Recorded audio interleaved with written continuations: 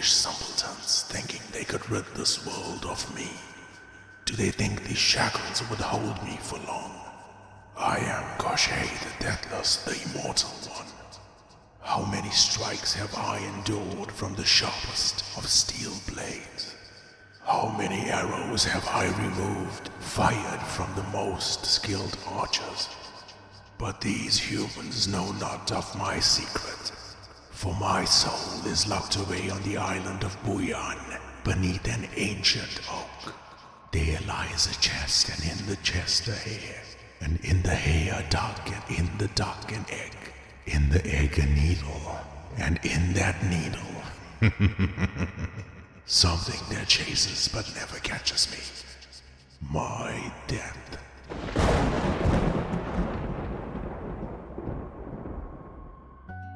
Long ago, before kingdoms rose and crumbled into ash, there lived a warrior queen named Marya Morevna.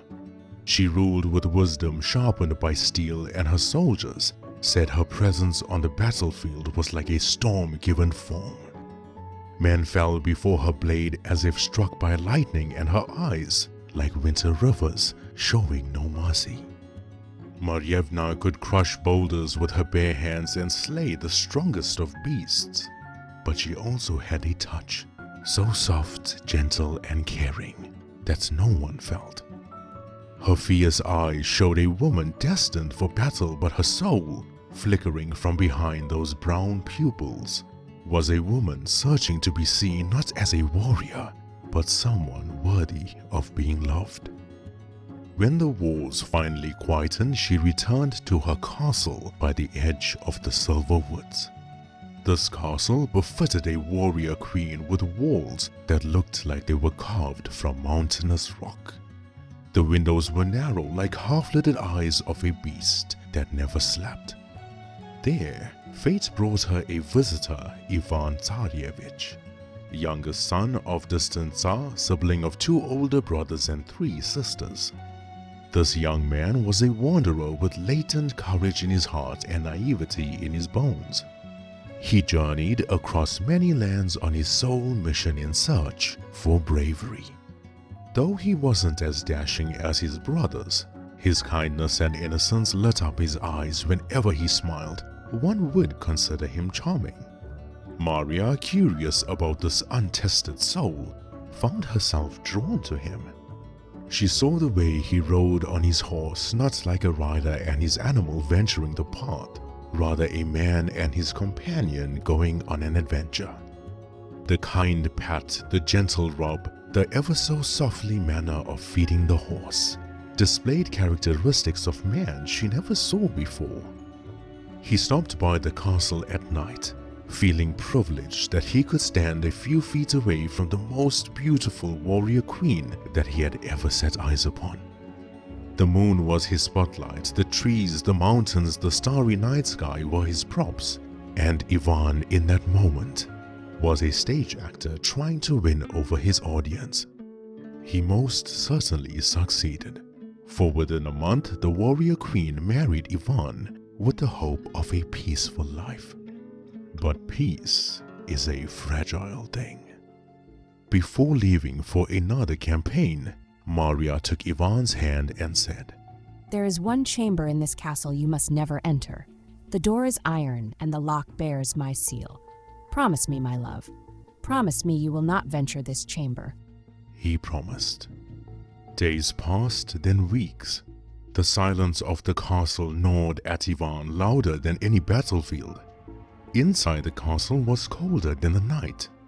The halls echoed with muted sounds of armor clinking and clanking and unseen doors groaning open on their own. Finally, temptation, that old damned sin, had won. He reached the forbidden chamber with the iron door, hearing groans and pleas for help from behind. How strange! These sounds never echoed throughout the castle before, almost like whatever was inside knew Morevna had left. When Ivan opened the iron door chamber, the room stank of death and damp earth. At its center, bound in 1,000 chains of silver, knelt a man, or what remained of one. He was gaunt, skeletal, with skin stretched like parchment over brittle bones. His eyes glowed with cruel life, ancient and burning. Water. Just a drop of water. The thing rasped. Horrified, Ivan stepped back, but pity crept in. Surely this broken creature posed no threat? How much pain and suffering must he possibly have felt? Why would his beloved shackle and torture a man this way? And so Ivan ran back outside the chamber and returned with a flask of water. From a request of a few drops, Ivan was generous enough to give him much more. Then the man shuddered. His eyes flared brighter while the chains snapped like thread. Ah, you fool! He hissed, rising like a storm. Koschei is free. With a shriek that split the walls, the being moved like a shadowy silhouette, circling Ivan as he trembled in a cold corner, shivering with fear. Marya at that moment entered the castle and felt that evil presence, suffocating the very air she breathed. The warrior queen sprinted down the chamber as she saw Koschei, broken from his chains, and Ivan, fearing for his life. "He asked for water. He was suffering. I didn't know what to do," cried Ivan. Marya's face darkened. No, he came for me. I once chained death itself, but you set him free. She never drew her steel blade or held up a shield. She never took her battle stance. The warrior queen's posture looked more defeated than the warriors she slew on the battlefield. Thus Koschei the Deathless One smiled cunningly, engulfing her in his shadow, as both the immortal being and warrior queen would vanish into thin air. With guilt rotting in his belly, Ivan vowed to bring her back. He saddled his horse and rode through the cursed woods and haunted moors. However, he didn't look at nature as he did before. No smiles or conversations with the plants and trees. The world became darkened as he passed, as if Koschei's shadow had stretched long and wide. Ivan lost his way inside the dark forest, with leaves that withered and branches that fell. There were 3 people who could help him on his quest, but how was he going to find his way? An eerie gush of cold wind crawled up the man's spine as he turned around, eyes widened in fear. A werewolf emerged from behind the tree, tall and grey. His fur never moved naturally, rather smoke-like, shadowy and wavy. This monster left no prints on the ground where its feet lied. The trees was merely a veil of which he walked through like they were no obstacles at all. The only part distinctive and striking enough from this phantom werewolf were its eyes, filled with a ghost light made from old stars that once burned too bright. Ivan scurried on the ground, kicking dirt and leaves onto the phantom werewolf, backing up with every fiber in his body. "Please spare me," he cried. I serve no threat to you." The phantom werewolf, calm as ever, folded his arms and leaned against the tree with an invisible barrier between him and the bark. "You freed the Deathless One, haven't you?" "Yes, I have," Ivan cried. "But how was I supposed to know that he was evil? Oh, what a grave mistake I've made. I need to find "Your sisters. Do not be fooled by this treacherous part of the forest. You should pursue it like you've always done. These are Koschei's tricks. Fear not, I will guide you." "Oh, thank you, Grey Wolf. Though I do not mean to sound ungrateful, but why would you help a simpleton like me?" "My reasons are mine and mine alone. You have no choice but to trust me." Man and wolf rode across mountains where spirits wept and rivers flowed backwards. This phantom werewolf did not breathe, did not sleep, and never fed. Sometimes Ivan would glance behind him on the road only to find it gone. Then, hours later, it would reappear beside him as if it was always there, just outside the corner of his vision. They stopped by the 3 old fortresses, each home to one of Ivan's sisters, now married to sorcerers. While the Grey Wolf waited outside these castles, Ivan walked in. Oh, my dear sister Felina, I am so glad to see you. Forgive me for my hasteness, but I am short on time. Please may I see your husband at this hour? The sorcerer walked out donned in his long robe, emanating charm and striking eyes that could see through one's soul. However, the sorcerer's body was not made from human skin, for this tall sorcerer filled with supernatural energy was a falcon. So good to see you, Ivan, he said, though I wish it was under different circumstances. You freed Koschei the Deathless. I would scold you, but I understand time is of the essence. Unfortunately, the immortal one has prevented my brothers and I from entering the island, though I give to you this map. Do not be fooled, for the illustrations would lead you astray, but follow this path and this path alone. This will lead you to the island of Boyan. May your journey be as clear as my eyes, and may your wit stay sharp. Ivan bowed and politely left the castle, making his way into the next. Oh, my dear sister Elena, how it warms my heart to see you doing well. Please, may I see your husband? And so, just like the first, a sorcerer walked out that oozed strength, royalty, and life. His talons long and sharp, and his beak pointy and fierce. This sorcerer was an eagle. My brother-in-law Ivan, always a pleasure to see you. Your eyes do not flicker the same glimmer of positivity that I adore. Troubling times you're in indeed, so I shall save my reprimands for later. For now, I gift you with a binding gaze. Your eyes would be marked with golden sigils, allowing you to see the truth hidden behind enchantments. Ah, but these eyes will also mark a trail on the land only you can see. Make sure you follow it, Ivan. You may find answers that we never could. Last but not least was the third castle and the sorcerer that married Ivan's elder sister, Ravenna. Though this raven sorcerer did not share the same sympathy as his brothers.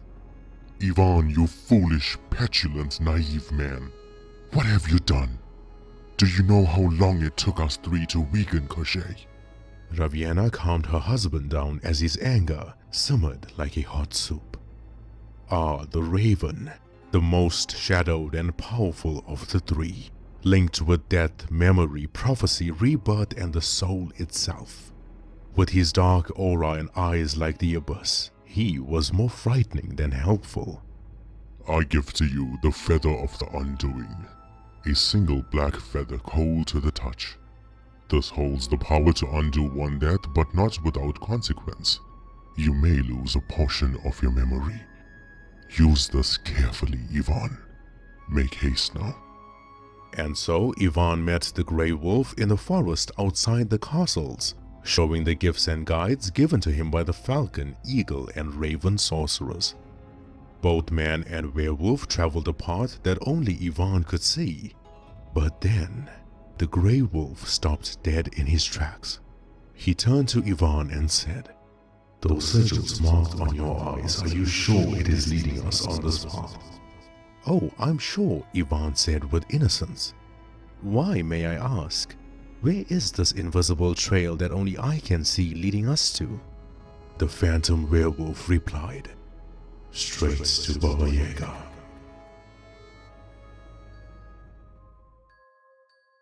Baba Yaga's hut stands crooked on its chicken legs, its door yawning open like a mouth.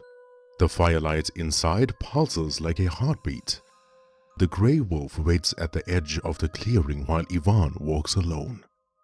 The simpleton was unfamiliar with this path, and rightfully so. Since Vasilisa the Beautiful had outsmarted Baba Yaga, she had been chased out of the woods by her own minions. Though, the house with the chicken legs creaking as it swayed had followed her. Maybe the structure wasn't just a physical enclosure of rotting wood and half-lidded windows. Maybe it was something more.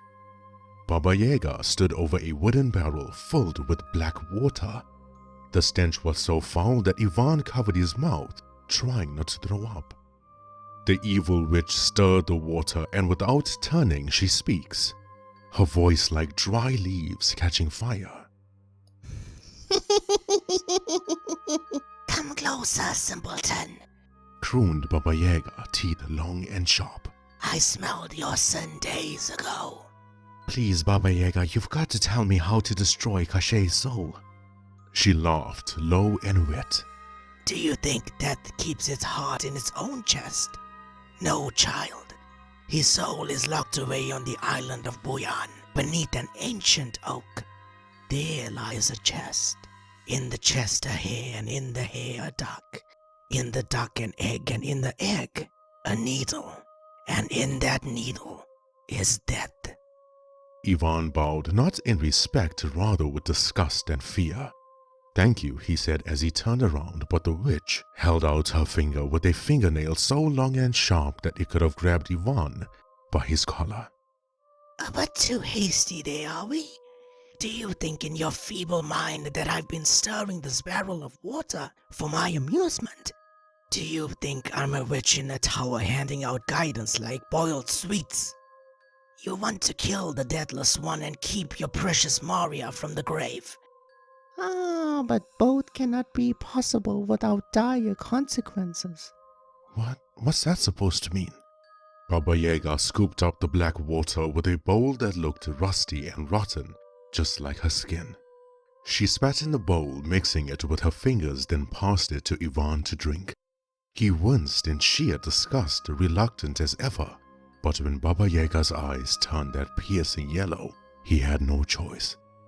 The barrel of black water had shown Ivan two scenarios. First scenario showed Koschei the Deathless One sitting on a rock on the island of Buyan.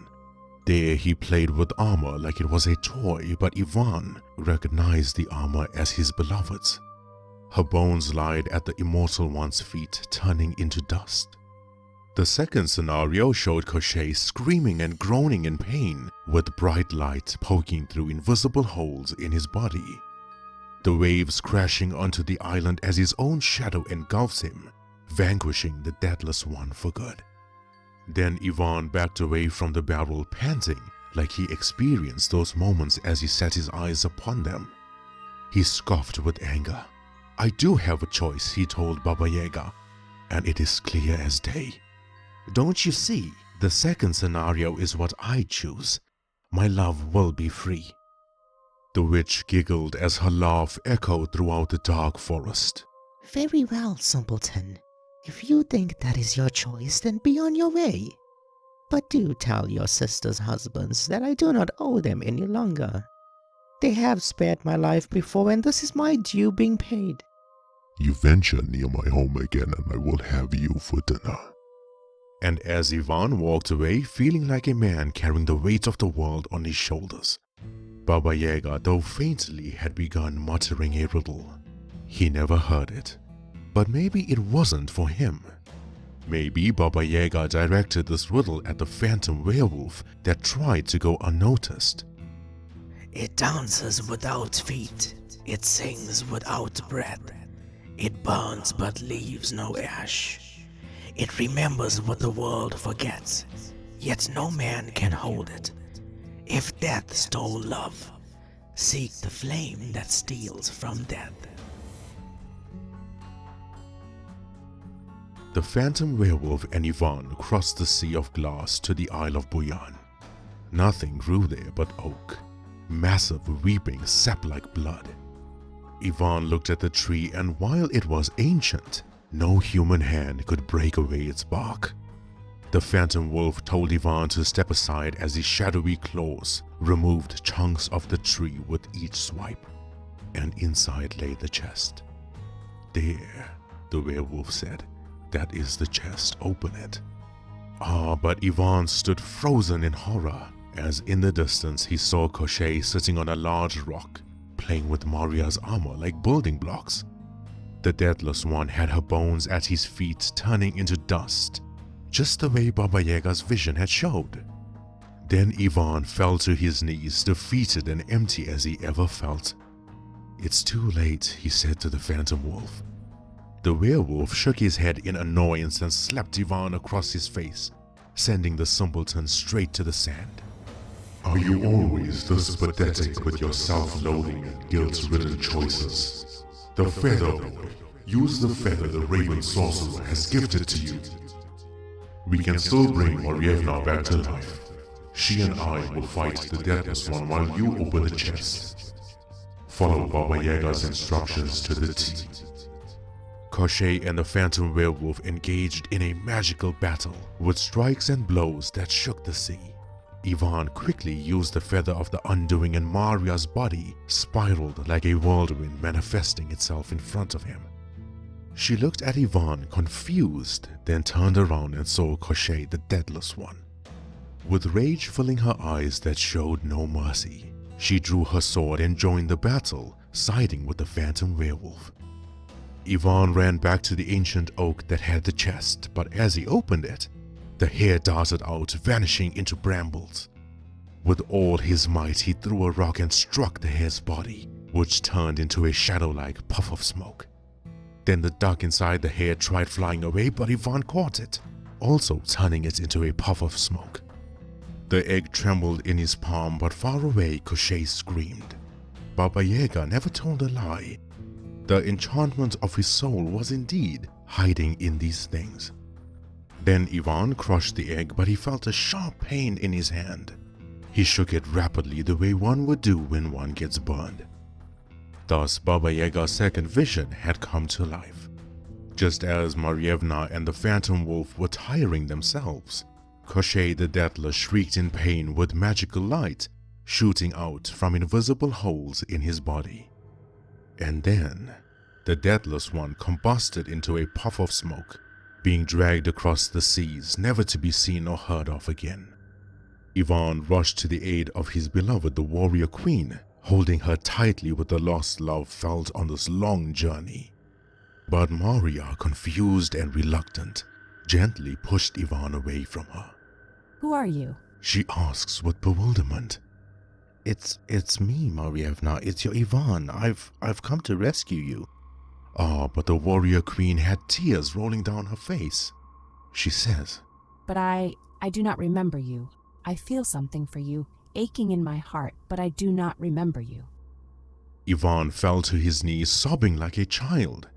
She looked back at him as she walked away towards a wooden boat, ready to leave the island of Buyan. He knew the raven told him that a portion of his memory would be lost when using the feather of the undoing. But why did this curse backfire?